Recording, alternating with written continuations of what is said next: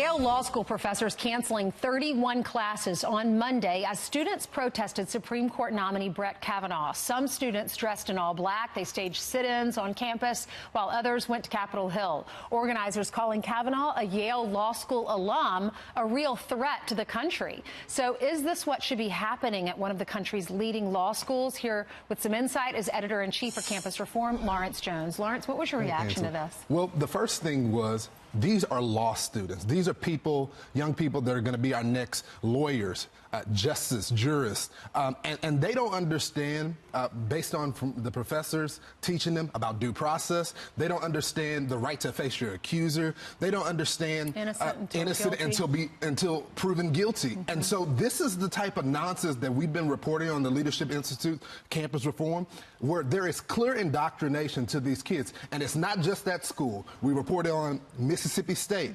Mm-hmm. They released some classes as well. But guess what? When one of our reporters went to cover their event, the majority of the people that were there protesting were the faculty members and the professors. They wanted to have a moment of silence and pray for the accused. Do you think Yale will be fair? Will they now have classes, will they cancel classes for those people who are in support of Brett Kavanaugh? They probably won't. This is definitely a political agenda, and this really is consistent with what we've been reporting on at Campus Reform about what's happening on the college campuses. They don't believe in due process. Remember the UVA case and the Rolling Stones case, the rape allegations. They released an article without doing fact-checking, without an investigation, and guess what? They got it wrong, and they have to pay these boys.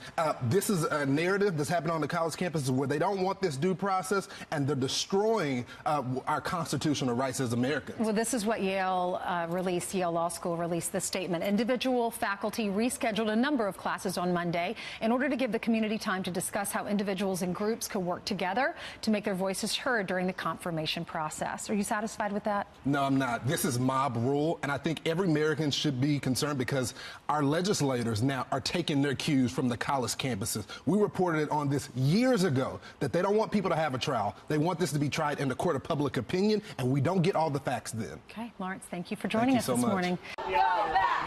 We won't go back. We won't go back. We won't go back. We won't go back.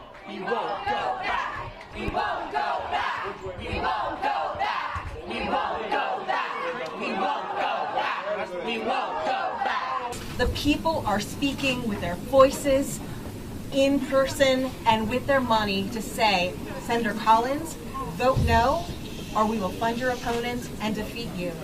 So we are here today to share our stories, our concerns, and we have requested a meeting. It's time to stop. It's time to stop, okay? No more. We're here today to protest Brett Kavanaugh's nomination on the Supreme Court.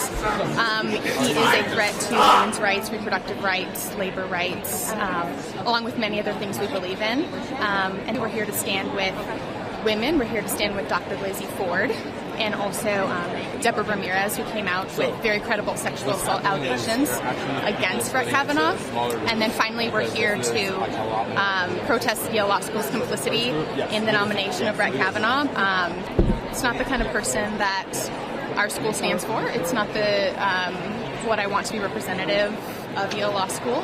And yeah, and as you can see, a lot of people agree with me. A lot of my fellow students are here too and think that our school should stand for something better. Many women are survivors. I'm a survivor. I couldn't tell because I served under Don't Ask, Don't Tell. And as a out lesbian, that was a problem then. And so there are a number of reasons why women cannot or are afraid to say something, and you cannot hold it against them when they realize that it's either justice or they, again, stay silent. She chose justice, and it's important because she's working for all of us, and it's important for all of us to stand with her.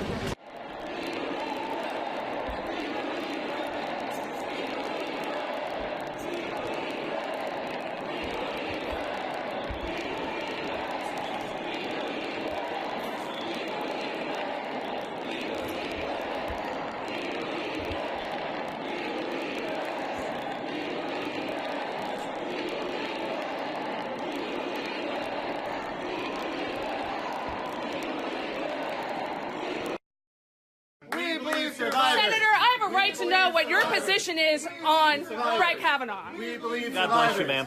Bless you as well. really appreciate you. Survivors. I'm a survivor of sexual assault, ma'am. I believe all survivors. There are now 3 people who have come forward and who have said that Brett Kavanaugh has attacked them. I know that you're close friends with him. Did you talk to him about that? Did you talk to him about his position? We believe survivors. We believe survivors. We believe survivors. We believe survivors. We believe survivors. We believe survivors. Bagel is way hotter than you do. We believe survivors. We believe survivors. We believe survivors. God bless you. Let my wife through. We believe survivors. For God, we believe survivors. We believe survivors. We believe survivors. We believe survivors. We believe survivors. We believe survivors. Sexist, racist, anti-gay. We believe survivors. We believe survivors. We believe survivors. Day 3 of Supreme Court nominee Judge Brett Kavanaugh's confirmation hearing is set to kick off 3 hours from right now. But the first 2 days have seen constant interruptions from protesters. Our next guest went to talk to them all and find out why they oppose Judge Kavanaugh. And you won't believe what happened. Turning Point USA founder Charlie Kirk joins us now with more. Hey, Charlie. Good morning. So the first question you asked them, why do you not like this judge? Let's air a little bit of what you found. What don't you like most about Kavanaugh? I'm just here holding the sign. I just want people to get out to vote. Stop this and during the midterms. Civil rights and justice rights will also be rolled back at an even greater level than they are, and I think those concerns are valid and people are expressing their true fears. American rights are at stake if this guy gets put on.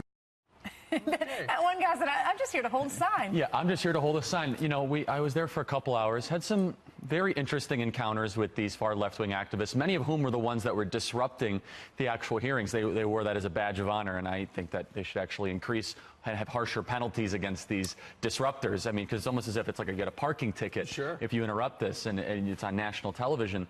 But there was no cohesive message. They were saying things, he's going to roll back human rights. Where were they getting their talking points? Well, I mean, from the signs that they were given. That was it? That was just about it. And you're saying it's an AstroTurf crowd. It sure felt like it. I mean, and there were some people that were genuine there that were, you know, they were typical left-wing activists.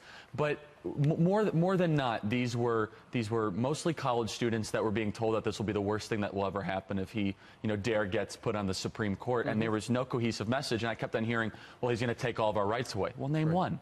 And it was just met with silence. Well, you did do the interview. You just saw he was outside. You were on the Capitol grounds.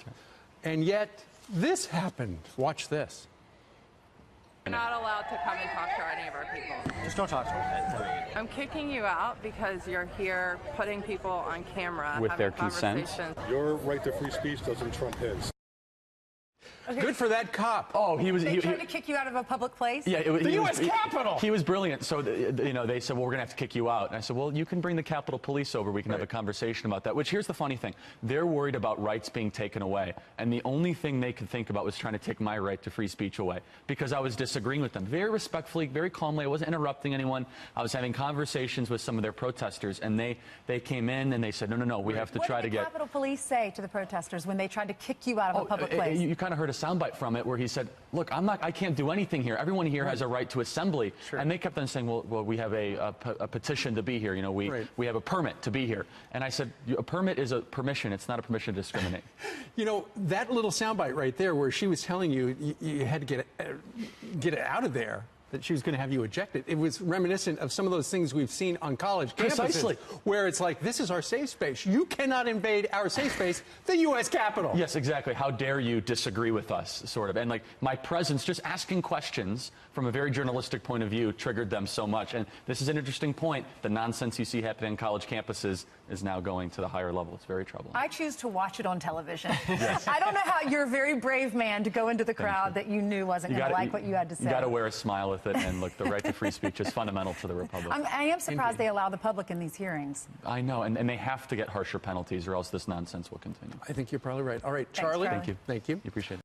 We believe Debbie Ramirez. We believe Debbie Ramirez. We believe Debbie Ramirez. And I am speaking out on behalf of my daughters and my friends and my family. Collins needs to make a decision now not when all the other Republicans back down. She needs to make a decision now when it matters and stand up for us who vote for her.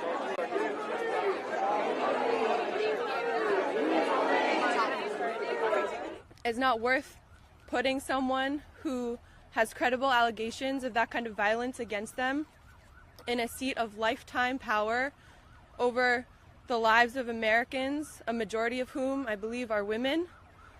And that is terrifying to me. I was 12. I was 12 years old. He was 15.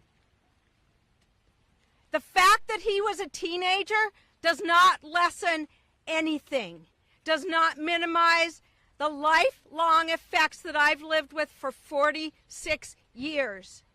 You want details? The details live in my body.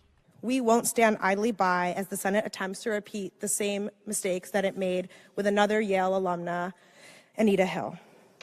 We stand with the countless women who have experienced sexual assault and violence. We are here to say that we are Yale Law School, and Yale Law School does not unequivocally support Brett Kavanaugh. We understand that our law school is a part of a large power structure in which a small group of well-connected and wealthy men run the entire legal landscape. And we are here to say that we oppose the hasty and incomplete process of Brett Kavanaugh's confirmation hearing and demand a fair process, and that these women